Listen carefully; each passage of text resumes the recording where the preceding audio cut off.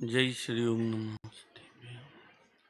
मंगलम भगवान वीरो मंगलम गौतमो गणी मंगलम कुंद कुंदाध्यो जैन धर्मस्तु मंगलम सर्वमंगल मांगल्यम सर्व कल्याण कार्यक्रम प्रधानम सर्वधर्माणां दीनं जयते शासनम वंदित सर्व सिद्धे ध्रुवमचलमणो भवम गतिम पत्ते रक्षामि समय पावडु मिणमो सुत्के विली बणिदम प्रशांतमुद्गंभीरं विश्वविद्याकुलगुरुं भव्यैकशरणं जियासि मत्सर्वज्ञ शासनम्।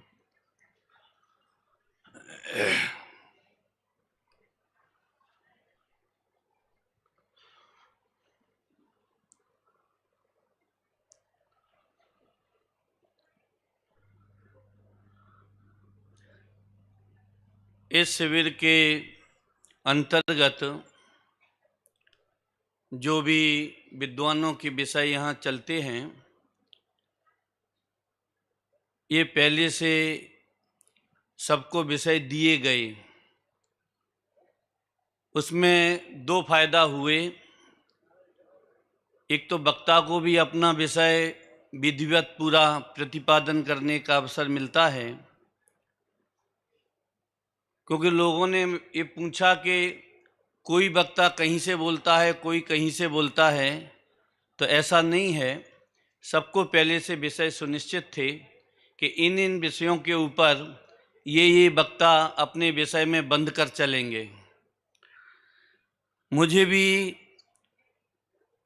23, 24, 25 नंबर की गाथा और 31 नंबर की गाथा, मैंने तो रजनी भाई से ये बोला था कि आपने ये 4 गाथाएं मेरे को दी हैं, एक एक गाथा के ऊपर 4-4 दिन प्रवचन होते हैं। अब मैं प्रवचन करूं कि पाठ करूं, आप ये बताओ। परंतु आचार्य कुंद कुंद देव के इस महान परमागम समय सार की ये तो ऐसी अद्भुत महिमा है कि कोई सी भी गाथा लो, कोई सा भी विषय यहाँ प्रतिपादित करो, प्रत्येक गाथा का जो विषय है, जो केंद्र बिंदु है, वह शुद्धात्मा की उपलब्धि और अनादिकाल के अज्ञान और मोह का अंत। दूसरा कोई प्रयोजन नहीं है। अब ये तो हमने आपने गड़बड़ कर रखी है थोड़ी सी, जब चारों गतियों के दुखों का हम निषेध करते हैं, सुख के किसी भी गति में सुख नहीं है, तो हमको कोई तकलीफ नहीं होती है। और जब ये कहते हैं कि स्वर्गों में सुख नहीं है, तो थोड़ी सी हमको अटपटी बात लगती है, क्योंकि स्वर्गों के सुखों का निषेध होता है तो जिन भावों के द्वारा वो सुख मिलता है, तो ऑटोमेटिक वे भावों का भी निषेध होता है। तो एक तो ये तकलीफ होती है। और वर्तमान में भी जिन जीवों को ये अनेक प्रकार की जो सांसारिक अनुकूलताएं मिलती हैं, वे भी उस मंद कसाय और शुभ भावों के द्वारा होता है, तो ऑटोमेटिक उनका भी निषेध हो जाता है। तो यहाँ भी थोड़ी सी तकलीफ खड़ी होती है। तो 4 गति के दुखों का हम कितना भी निषेध करें, सुख का या 4 गति के परिभ्रमण का, कोई हमको तकलीफ नहीं आती है। जब एक एक बात को हम पकड़ते हैं तो हमको थोड़ी सी तकलीफ होती है। ये जो इस वर्ष 2 महापुरुषों का ये शताब्दी वर्ष मनाया जा रहा, एक तो पंडित टोडरमल जी साहब का 300 वर्ष वाला, दूसरा एक गुरुदेव को जो 100 वर्ष हुए समय सार उनके कर कमलों में आया। और दोनों का ही बहुत धूमधाम से, टोडरमल जी साहब का तो अभी सतपथ के माध्यम से चैतन्य धाम में बहुत बड़ा और विस्तृत कार्यक्रम हुआ था, और समय सार का तो वैसे भी घर घर हो रहा है, इसके भी रथ चल रहे हैं। मेरे को इसमें एक बात कह के अपने विषय को मैं यहाँ प्रारंभ करूँगा कि टोडरमल जी साहब ने जो मोक्ष मार्ग प्रकाशक महान ग्रंथ लिखा, और जिसमें उन्होंने खुद इस बात का प्रतिपादन किया है कि एक ग्रंथ पढ़ने से इसमें ना कोई नए व्याकरण इत्यादि की जरूरत नहीं है। बहुत सूक्ष्म बुद्धि नहीं हो वे लोग भी उस ग्रंथ को पढ़ सकते हैं और अपने अज्ञान को दूर कर सकते हैं। पंडित टोडरमल जी साहब के हृदय में आचार्य कुंद देव और उनके पंच परमागम कितनी गहराई से बैठे हैं, ये तो मोक्ष मार्ग प्रकाशक ग्रंथ को पढ़ने से पता चलता है। ये बात हल्की कह के उड़ाने की नहीं है।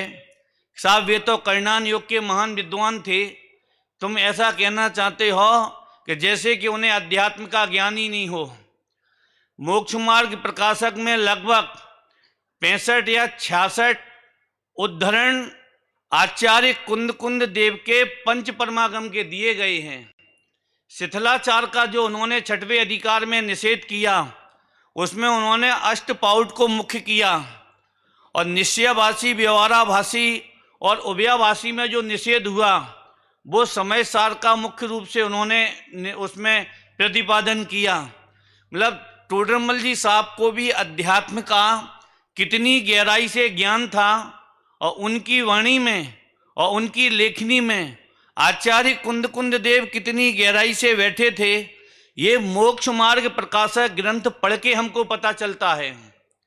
दूसरा, टोडरमल जी साहब ने जितने भी उद्धरण दिए, रेफरेंस दिए ये समय सार ग्रंथ के, वो भी केवल अज्ञान को मिटाने के लिए दिए कि तुम ऐसा कहते हो तो वस्तु का स्वरूप ऐसा है। मतलब जितने भी उदाहरण सब शिष्य के माध्यम से प्रतिपादित किए, तो ये बात तो हमने केवल इसलिए कही कि जैसे आचार्य कुंद देव के बारे में कहते हैं, साहब तो अध्यात्म के वक्ता थे। अरे उनको कर्णान योग का भी महान ज्ञान था। आचार्य कुंद देव को उन्होंने एक परिक्रम नाम की महान टीका लिखी है तुम्हारे सठखंडा ग्रंथ के ऊपर। ये बात अलग है कि आज वो उपलब्ध नहीं है अपने पास में, परंतु आखिर उसका नाम तो आता ही है। तो एक किसी का आचार्य ने नए का या एक किसी अनुयोग का विशेष प्रतिपादन किया हो, दूसरे से अनभिज्ञ हो, ऐसी बात नहीं है। परंतु आचार्य कुंद देव की दृष्टि में भी सबसे महान बात क्या लिखी कि जीव का जन्म मरण इसका अभाव कैसे हो गए, अज्ञान कैसे मिटे। तो वो अज्ञान के मिटने वाली जो बात है वह कर्णान योग के माध्यम से इतनी आसानी से नहीं कही जा सकती और चरणान योग के माध्यम से भी नहीं कही जा सकती। तो उनकी वो जो दृष्टि थी आत्मा की, वो समय सार की दृष्टि और वो विषय उन्होंने यहाँ निकाल के रखा। इसलिए इसकी जो 4 से 15 गाथाएं हैं और इन 4 से 15 गाथाओं के माध्यम से आचार्य कुंद देव ने हर गाथा में आत्मा शब्द का प्रयोग करके और उसके भीतर जो मोह राग देश की जो कालिमा है, किट्टिमा है, उसका अभाव कैसे हो गए, तो उसकी उन्होंने यहाँ चर्चा की। देखो ये जो 23, 24, 25 नंबर की गाथा है, इन गाथाओं में जो विषय रखा है इसका संबंध थोड़े आगे की गाथाओं से है और 38 नंबर की गाथा तक जो विषय है उसका संबंध 31 नंबर की गाथा से है। तो इन 4 गाथाओं में पूरा पूर्व रंग आएगा। अब जैसे पहली गाथा से 18वीं गाथा तक आत्मा की उत्कृष्टतम चर्चा 6वीं 7वीं गाथा में की। जैसे पहली गाथा में मंगलाचरण है, दूसरी गाथा में समय शब्द की व्याख्या है, तीसरी गाथा में स्वय समय और पर समय की चर्चा है, चौथी गाथा में काम भोग बंधन की कथा इस जीव ने अनादिकाल से अनंत बार सुनी, एकत्व विभक्त आत्मा की चर्चा न सुनी न परिचय किया। टीका के अंत में तो ये भी लिख दिया कि जो आत्मा की चर्चा करते हैं या जो आत्मानुभवी हैं, इस जीव ने उसकी संगति भी नहीं की। मतलब संगति भी किसकी की? ये इतना बड़ा आरोप है आज जगत के ऊपर, हर अज्ञानी के ऊपर, और हर अज्ञानी का ये प्रश्न खड़ा रहता है कि साहब हम सुनते तो बहुत हैं, गुरुदेव का तो 45 वर्षों से हम सुन रहे हैं, काम तो हो ही नहीं रहा। ये काम होगा कैसे?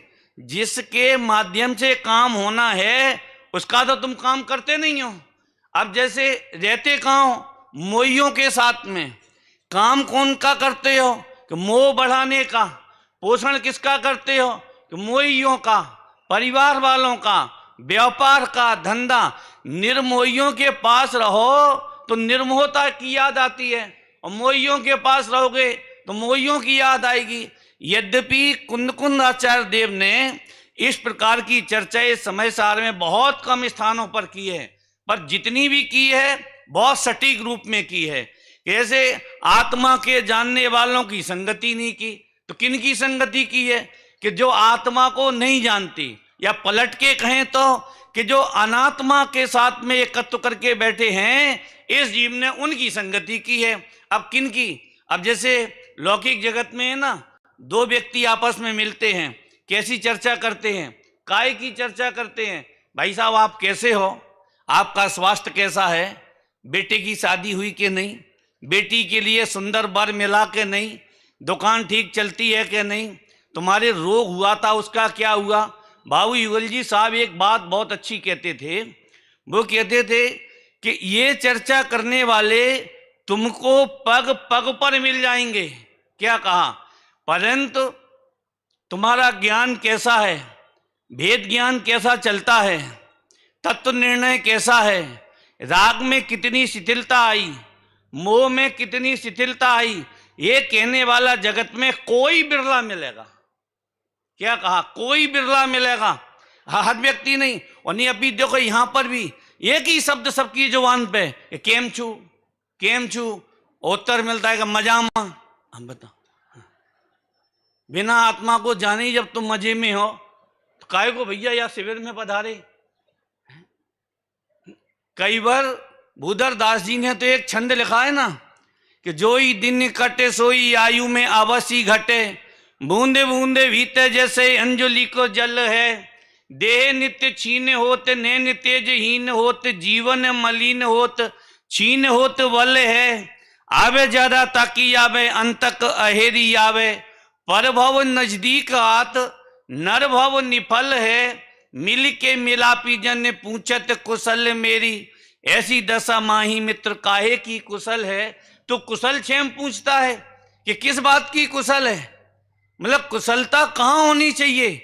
वह कहते आयु घट रही, वो कहते कि जोई दिन बीते सोई आयु में अवश्य बीते, बूंदे बूंदे बीते जैसे ये अंजुली है ना, और इधर से एक एक बूंद घट रही है। लोग बाग तो अब 40 के हो गए, 45 के हो गए, 50 के हो गए, 60 के हो गए, कुछ नहीं, लोगों को हर्ष होता है।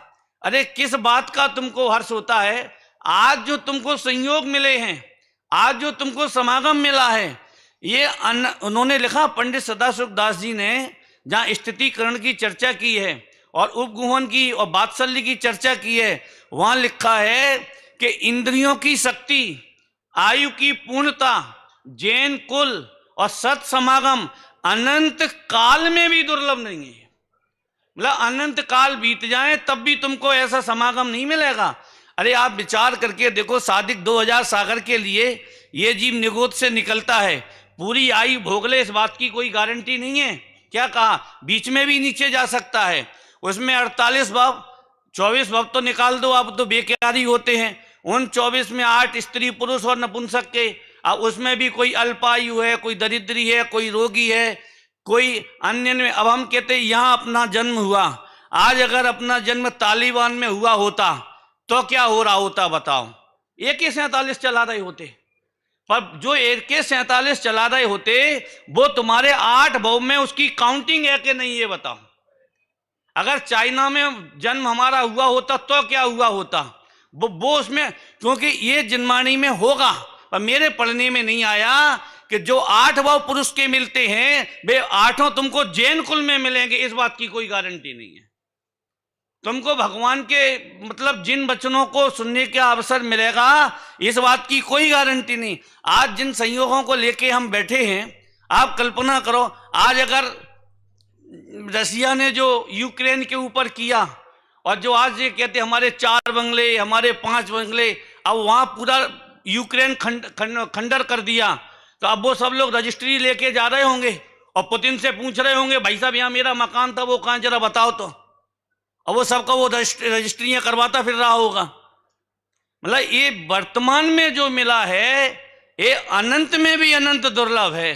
एक एक शब्द जो हमको अगर आत्मकल्याण का मिलता है तो इससे सुंदर सुअवसर दूसरा कोई नहीं है। तो इसलिए आचार्य कुंद कुंद देव ने ये लिखा कि जो आत्मा को जानने वाले हैं उसकी संगति नहीं की। अब वो एकत्व वक्त कैसा होता है उसकी 5वीं गाथा में प्रतिज्ञा, 6वीं गाथा में रजनी भाई ने स्टार्ट किया था कि कहा सो शुद्ध आत्मा चेत, तो वो शुद्ध आत्मा का, और 7वीं गाथा में वर्णन, 8वीं 9वीं 10वीं 11वीं गाथा में व्यवहार की स्थापना। उन्होंने लिखा 11वीं गाथा में तो निषेध कर दिया और उन्होंने कहा व्यवहार नयो ना अनुसर्तव्य। 12वीं गाथा में कि नहीं घबराना नहीं, केशांचित कदाचित सोअपि व्यवहार प्रयोजनवान, कि किन्हीं किन्हीं जीवों को किसी किसी काल में वो व्यवहार प्रयोजनवान भी है। 13वीं गाथा में नौ तत्वों से भिन्न चैतन्य ज्योति, 14वीं गाथा 15वीं गाथा में शुद्ध नय का वर्णन, 17वीं 18वीं गाथा में आबाल गोपाल की बात कहकर सबको शुद्ध आत्मा की अनुभूति परंतु शब्द लगा के वहाँ अज्ञानता का भी उन्होंने कहा। फिर वो 19वीं नंबर की गाथा जो यहाँ गुरुदेव का प्रारंभ हुआ है उसमें एक बहुत सुंदर उन्होंने प्रश्न खड़ा किया। अब हम अपने विषय पे आते तो उन्होंने वो क्या प्रश्न खड़ा किया कि ये प्रश्न खड़ा किया कि यह आत्मा ज्ञान का घन पिंड है और फिर भी तुम कहते हो कि ज्ञान की उपासना नहीं करता। तो वो गुरुदेव ने भी जो अर्थ बताया, उपासना माने क्या, इस जीव ने अनादिकाल से आत्मा की सेवा नहीं की। तो सेवा की जब जब भी बात आती है, पैर दबाना, उसकी बात मानना, उनकी आज्ञा में रहना, ये सब सेवा में, परंतु जो उसका गुरुदेव ने जो अर्थ निकाला वो कमाल का अर्थ निकाला। सेवा माने जिस अगर तुमको शरीर की रुचि है तो तुम शरीर की सेवा कर रहे हो, अगर पैसे की रुचि है तो तुम पैसे की सेवा कर रहे हो, मतलब जिसमें एकत्व बुद्धि है वह उसकी सेवा कर रहा है। तुम्हें परिवार में एकत्व बुद्धि है तो भाई साहब तुम आत्मा की नहीं, तुम परिवार की सेवा कर रहे हो। पुण्य की रुचि है तो तुम पुण्य की सेवा कर रहे हो। तो आत्मा कहाँ आया इसमें, कहाँ आत्मा आया? तो उन्होंने लिखा कि यद्यपि आत्मा ज्ञान का घन पिंड है परंतु अनादिकाल से लेकर आज तक एक क्षण मात्र के लिए भी इस जीव ने ज्ञान का सेवन नहीं किया। ये बहुत विचित्र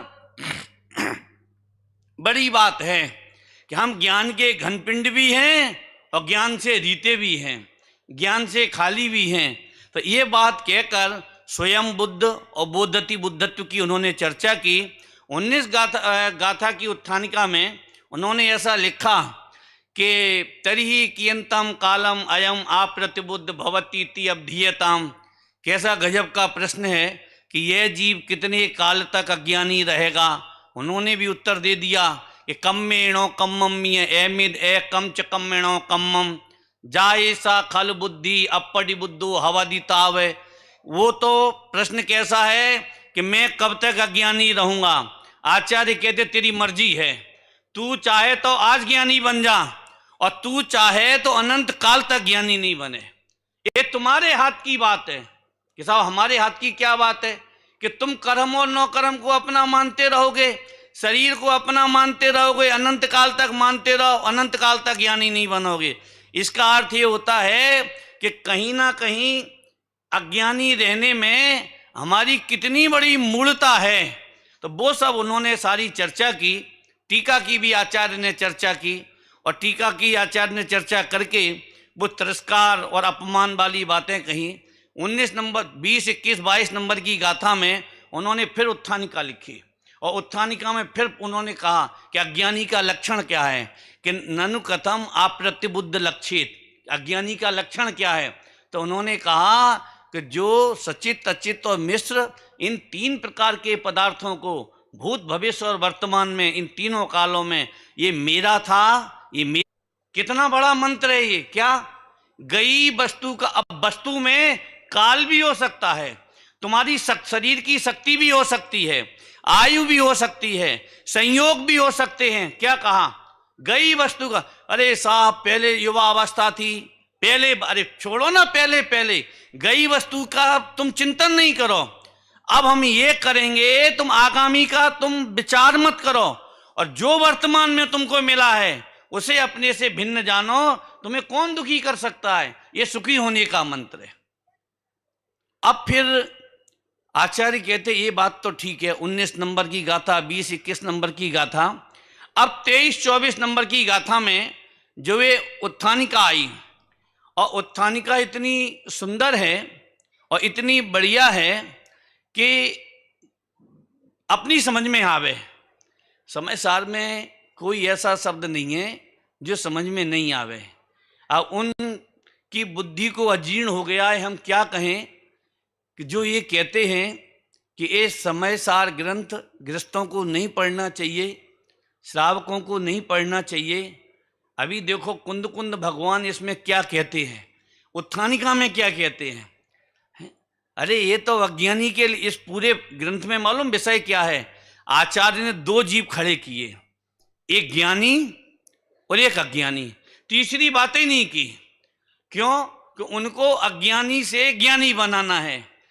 जो 14 गुणस्थान है ना, ये 14 गुणस्थानों में अगर किसी गुणस्थान का समझाने का सबसे कठिन विषय है तो वो चौथे गुणस्थान का है।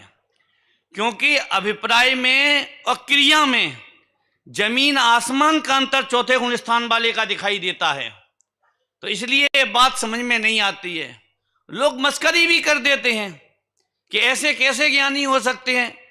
कल संजीव जी भी सब बता रहे थे ना कि अंदर में घटा घटी चल रही है, चैतन्य का रस पी रहे हैं और ऊपर में युद्ध कर रहे हैं।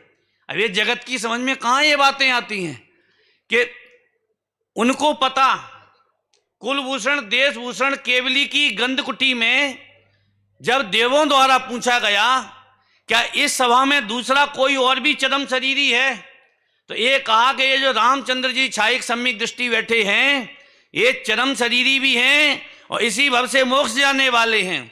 देवों ने उनके ऊपर पुष्प वृष्टि की, राम लक्ष्मण और सीता के ऊपर। अब तो ये डिक्लियर हो गया ना कि केवली झूठ नहीं बोलते हैं, तो इनकी बात है परम सत्य है। अभी इनको सब छोड़ के जाना है। बोला ये मालूम था कि नहीं, रामचंद्र जी को मालूम था। और सीता का हरण हो गया तो ऐसे रो रहे कि जैसे किसी 6 महीने के बच्चे का खिलौना टूट गया हो। कैसे बिलख रहे, पढ़ो जरा पद्म पुराण को। आंसू बहा रहे, न खा रहे न पी रहे। क्या कहा? और लक्ष्मण से ऐसा कह रहे कि या तो मैं मर जाऊं या मेरे को सीता लाके दे दो। राग भी कैसा विचित्र होता है। राग भी 2 तरह का होता है, एक न्याय वाला राग और एक अन्याय वाला राग है। और रावण भी मंदोदरी से यही कह रहा। क्या कह रहा? या तो तू सीता को मना ला और नहीं मैं मरता हूं। अब देखो 2 ही मर रहे।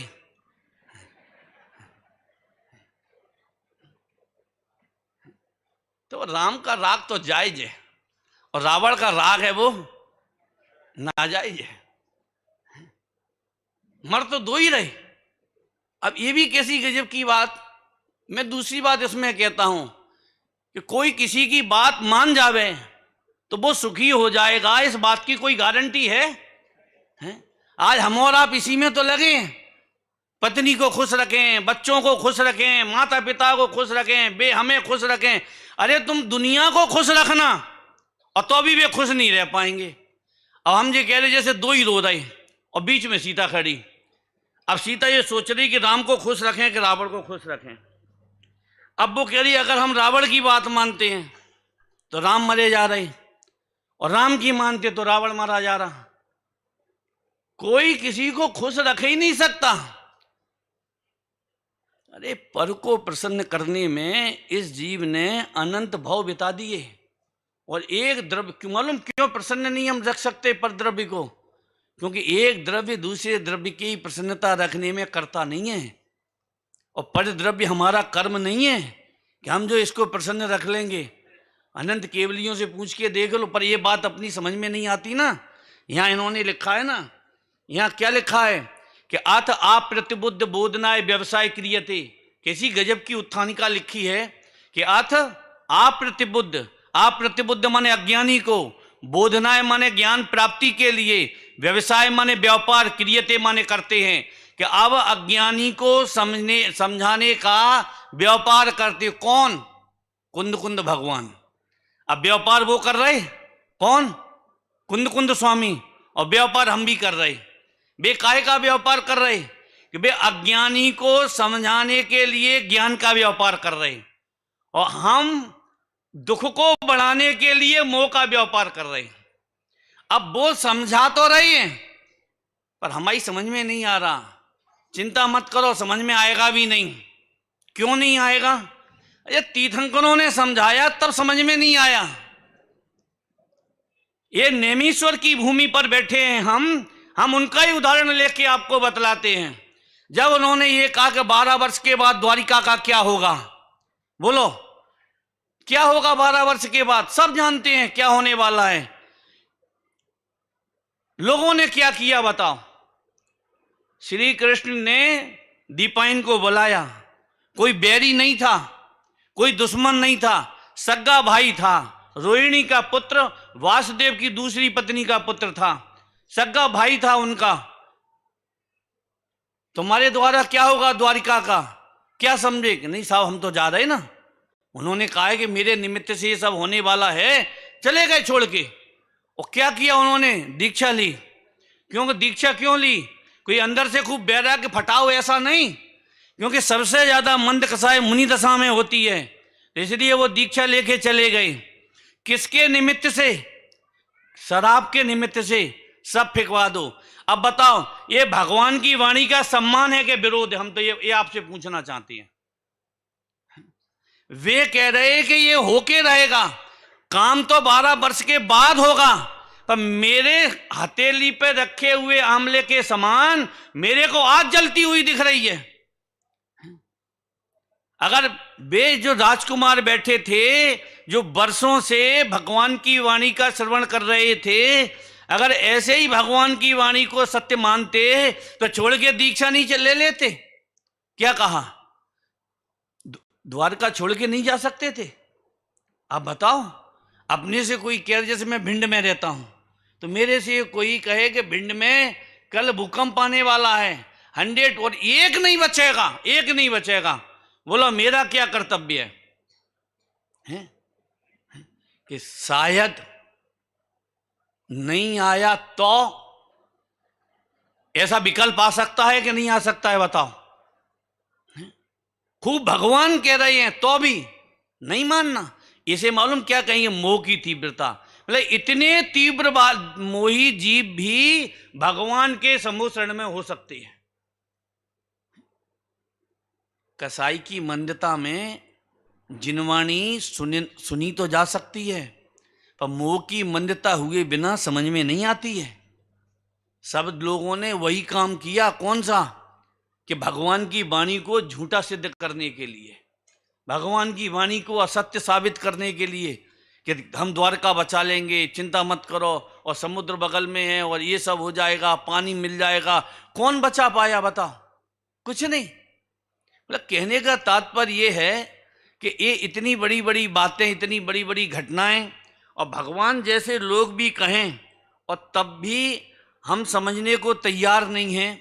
तो ये तो आचार्य कुंद कुंद देव क्या कहते हैं कि हम व्यापार करते हैं। काय का व्यापार करते हैं? कि अज्ञानी को समझाने का व्यापार करते हैं। ये आचार्य की अनंत करुणा नहीं है। हम आपसे एक प्रश्न करते इसमें, आचार्य को क्या पड़ा था? तुम नरक में जाओ, स्वर्ग में जाओ, मोक्ष जाओ। जब हमने सब कुछ छोड़ के दिगंबर जैनेश्वरीय दीक्षा अंगीकार की है, तो हम तुम्हारे बारे में इतना काय को सोचें? पर ऐसा नहीं होता। सच्चे साधर्मी, सच्ची करुणा वही होती है जो सामने वाले को उसके दुख से निकालने का उद्यम करे। बनारसी दास जी ने लिखा, बनारसी कहें भैया भव्य सुनो मेरी सीख। भव्य शब्द का प्रयोग कर रहे हैं। बनारसी कहें भैया भव्य सुनो मेरी सीख, केहूँ भांति कैसे हूँ के ऐसो काज कीजिए, एक ही मुहूर्त मिथ्यात्व को विध्वंस होए, ज्ञान को जगाए अंश हंस खोज लीजिए, वाही को विचारे वा को ध्यान यही को तू हल, यों ही भरे जन्म परम रस पीजिए, तज भविवास को विलास, तज भविवास को विलास करे सबे रूप, अंत करे मोह को अनंत काल जीजिए। अब देखो ज्ञानी कितनी बड़ी तुम्हें आशीर्वाद है कि एक बार मोह का अंत हो जाए तो अनंत काल तक, अनंत काल जीजिए, मतलब अनंत काल तक तुम आनंद को भोगो। कि बनारसी कहें भैया भव्य सुना मेरी सीख, क्यों भांति कैसे हूं के ऐसो का, मतलब क्या तुम सब दाव पे लगा दो कि क्यों भांति, कि किसी भी भांति, कि क्यों भांति कैसे हूं के ऐसो काज कीजिए, एक ही मुहूर्त मिथ्यात्व को विध्वंस होए, ज्ञान को जगाए अंश हंस खोज। हंस है ना, वेद विज्ञान में वो दूध दूध पी लेता है, पानी पानी रह जाता है, तो ये सब चलता है ना। तो कहते हैं कि बनारसी दासी हे भव्य तुम मेरी सीख सुनो। हर ज्ञानी एक ही बात कहेगा, ये अनंत करुणा है। ये गुरुदेव जब भाव विभोर होते थे तो कितना बोलते थे गुरुदेव, हैं? तेरे दुख को देख कर ज्ञानी की आंख भर आई, वे सोचे तू कब निज घर पावे। अब बताओ किन की आंख भर आई? तेरे दुख को देख कर। कौन से दुख? पेट में दर्द हो रहा ये दुख है, कैंसर हो गया ये दुख, तेरे व्यापार में नुकसान पड़ गया ये दुख। अरे ये दुख नहीं, ये तो दुख कुछ है ही नहीं है। देखो जिसको तुम दुख मानते हो वो तो दुख है ही नहीं है। कौन सा दुख? ये चार गति जो भ्रमण है, ये 84 लाख योनियों वाला दुख। देवलाली मैंने एक बात कही थी और मैं आप लोगों के सामने भी कहता हूं, 84 लाख योनियों में पैसा कमाना एक कितनी योनियों में आता है बताओ? धंधा मतलब 84 लाख में धंधा कितनी योनियों में किया जाता है बताओ बताओ। ये योनि तो कल्याण के लिए मिली और मूर्खता में फंस गए। 84 लाख योनियों में मतलब यहां अगर आत्म कल्याण नहीं हुआ तो 83,99,999 योनि, इनमें पैसा कमाने की भाई साहब सुविधा नहीं है। क्या कहा? स्वर्गों में भी धंधा कहां होता है? वहां तो जो तुम्हें एक बार मिल गया वो तो फिक्स डिपॉजिट है, चाहे मकान हो, चाहे रत्नों का विमान हो, चाहे पत्नियां हो, इतनी सुविधा है कि वहां अप डाउन नहीं होता। जो मिल गया सो मिल गया, एक बार मिल गया। तो वेद देव भी कितने बुद्धिमान होते हैं कि एक बार मिल गया तो उन्हें भी निश्चिंतता है। अब देखो अंदर में संकलेशता में, तृष्णा में है, महत्वाकांक्षा में दुखी रहे वो एक जुदी बात है। पर उनको भी पता है, हीन से हीन देव को भी 32 अप्सराएं मिलती हैं। वो भी जानता है कि मेरे पूरे जीवन में हम खूब मेहनत करें तो 32 की 33 नहीं कर पाएंगे। आप सोच सकते हो। परंतु जिन्हें संतुष्टि नहीं है, क्या कहा, जिन्हें संतुष्टि नहीं है उन्हें 18,000 में भी नहीं होती है। कहाँ रावण को संतुष्टि हुई? अगर होती तो सीता की कामना काहे को करता है? ये मैं इसमें क्या कहना चाहता हूं, असंतोष किसी भी इंद्रिय के विषय के प्रति हो, किसी भी इंद्रिय के विषय के प्रति हो, अनंत दुख का कारण है। कोई सी भी इच्छा के प्रति हो, कोई से भी संयोग के प्रति हो, अनंत दुख का कारण है असंतोष है। और जो संतुष्टि है ना, एक ऐसा इसमें श्लोक आता है ना, निर्जरा अधिकार में 186 नंबर का श्लोक, और इस श्लोक में बिल्कुल उन्होंने स्पष्ट लिखा, अपराध कहा, असंतोष है ना ये अपराध है तुम्हारा। मतलब हमें अंदर में ये कामना हो जावे, हमको ये और मिल जावे, ये और मिल जावे, ये अपराध है। ये और उन्होंने बनारसी दास जी ने ऐसा लिख दिया ना, जाके घट समता नहीं ममता मगन सदैव, रमता राम न जानहि सो अपराधी जीव। किसको अपराधी बोल रहे? कि जाके घट समता नहीं ममता मगन जो पर के ममत्व में जो मगन है वो कहते वो अपराधी है, उसको अपराधी कहा। और अपराधी की सजा 84 लाख योनियां। हमें जरा से संयोग मिले और इन जरा से संयोगों में हम भूलते ही नहीं। और एक ये बात भी कितनी परम सत्य है, आज जो हमको मिला है, आज जो हमको मिला है ये अनंत काल में तुमको वापस देखने के लिए नहीं मिलेगा, गारंटी इस बात की है। आज जिस पुत्र के लिए, पति के लिए, पत्नी के लिए, पैसे के लिए, मकान के लिए, क्या कहा, आज जो तुम मरते हो ना ये अनंत काल के लिए भी तुमको दोबारा देखने के लिए नहीं मिलेगा। दादा तो एक बात कहते हैं कि साहब वो शास्त्रों में लिखा है वो नेमी राजुल 9 भव तक मिले, अभी फलाने भव तक मिले और राम और लक्ष्मण थे। तो उनके जो मिले हैं वे कितने हैं? 10-50। तो उनकी चर्चा कर दी। और नहीं मिले तो वे कितने हैं बताओ? अनंत। तो हम अनंत की चर्चा करें कि वो 10-20 की चर्चा करें, हम कितनों की चर्चा करें बताओ?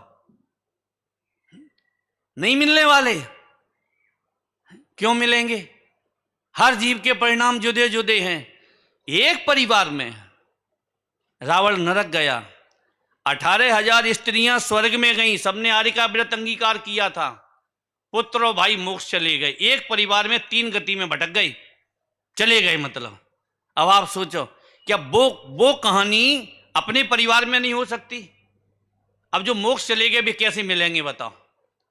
और जो निगोद में चले गए, निगोद का अधिकतम काल कितना लिखा है? 2.5 पुद्गल परावर्तन। इतर निगोद का उत्कृष्ट काल कितना? अरे एक सम्यक दृष्टि अगर भटक जाए, मिथ्या दृष्टि हो जाए और वो अगर नीचे चला जाए तो उसके लिए अर्ध पुद्गल परावर्तन लिखा टोडरमल जी साहब ने 7वें अधिकार में सम्यक्त के सन्मुख मिथ्या दृष्टि के प्रकरण में। देखो परिणामों की विचित्रता कि एक जीव तो निगोद से निकल के अपना पुरुषार्थ करके और उत्तरोत्तर चढ़ता हुआ सिद्धालय में चला जाए, और एक जीव 11वें गुण स्थान से गिरकर क्या कहा, अर्ध पुद्गल परावर्तन संसार में परिभ्रमण कर जाए। अर्ध पुद्गल परावर्तन माने आधी रोटी नहीं। अर्ध पुद्गल परावर्तन कितना कि एक पुद्गल, ये 3रे अधिकार में लिखा एक इंद्रिय के दुखों के वर्णन में, कि एक पुद्गल परावर्तन के अनंतवें भाग में अनंत सागर होते हैं। तो अर्ध पुद्गल परावर्तन में कितने सागर होंगे? अनंत अनंत सागर। एक सागर का हिसाब तो तुम्हारा गूगल लगा नहीं पाया, एक सागर का हिसाब। तो अनंत सागर का हिसाब तुम कैसे लगाओगे? या इसलिए कहते हैं ये जो भी मिला है बहुत मिला है। आज हमारे दुख का कारण पुण्य इतना है, अभिलाषाएं इतनी हैं बस, और इससे ज्यादा कुछ नहीं है। क्या कहा, जो है जितना है उसमें संतुष्टि करो, उसे अपने से भिन्न जानो। संतुष्टि करो माने मगन हो जाओ नहीं लिखा, क्या कहा, भिन्न जानो, जुदा जानो उसको। ये बात ये समझाते हैं कि अथ अप्रतिबुद्ध बोधनाय व्यवसाय क्रियते, कि अब अज्ञानी को समझाया जाता है। क्या समझाया जाता है अज्ञानी को? अज्ञानी को क्या आचार्य समझाएंगे कि ये समझाएंगे कि जो ये अज्ञान ने जो रागादिक भाव हैं ये तेरा स्वभाव नहीं, ये समझाने का उद्यम करेंगे। देखो गाथाएं पढ़ूं, बहुत प्यारी गाथाएं हैं ये। अन्नान मोयद मदि मज्ज मिणम बणदिपोगलम दब्बम बद्धम बद्धम चतः जीवो बहुभाव संयुक्तो सवर्णुनान डिट्टि जीवो ओग लक्षणो निक्षम कैसोपोगल दाबी बूदो जम्बण सिमाजिमिणम यदि सोपोगल दाबी भूदो जीवत्ते भागदम इदरम तो सक्को बत्तुम जे मज्जमिणम पोगलम दब्बम। हिंदी अनुवाद इसका, भाषा अनुवाद। अज्ञान मोहित बुद्धि जो बहुभाव संयुक्त जीव है, ये वाद्य और अवाद्य पुद्रिक द्रव्य मेरा वो कहे, सर्वज्ञ ज्ञान विषय सदा।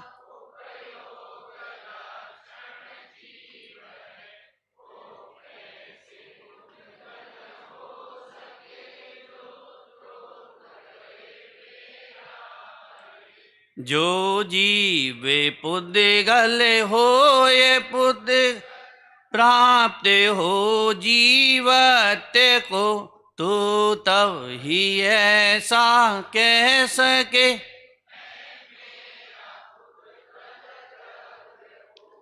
नहीं समझने जैसी बात तो कोई है ही नहीं है। मतलब इसमें इतनी बढ़िया बात लिखी है, समय तो हो गया, इतनी सुंदर उन्होंने बात लिखी है। मैं केवल एक शब्द का अर्थ करके फिर आगे देखूंगा कि अन्नान मोहित मदी। अन्नान मने अज्ञानी, मोहित मदी मने मोह के द्वारा, मज्ज मेणम भणदि पोगलम दब्बम, कि यह मेरा है, ये पुद्गल द्रव्य। अब वो नीचे उन्होंने सचित अचित की चर्चा की। इसमें एक शब्द कहते, हर व्यक्ति पर को अपना नहीं कहता, ये बात ध्यान रखना। हर व्यक्ति नहीं कहता। कौन कहता है? जो अज्ञान से मोहित है। पर स्त्री को या पर पुरुष को हर व्यक्ति अपना नहीं कहेगा। पर स्त्री को अपना कोई कुशील वाला कहेगा, शील वाला नहीं कहेगा। पर स्त्री मेरी है या मेरी हो जाए या मैं से अपना बना लूं, ये कोई रावण जैसा कुशीलवान ही कहेगा, कोई सुदर्शन सेठ जैसा नहीं कहेगा। ख्याल में आया? जो अज्ञान से लबालब भरा है, जो परिणति में राग से भरा है, वो ही पर पदार्थ को, ये शरीर मेरा है, मकान मेरा है, दुकान मेरा है, वो अज्ञान से, शब्द में से निकलता है ना, अन्नान मोहित मदी। कोई अज्ञानी मोह से आच्छादित होकर ये जगत के पर पदार्थों को अपना कहता है, हर व्यक्ति नहीं कहता है। ऐसी ये सुंदर गाथा है। शेष इसकी चर्चा अपन यथासंभव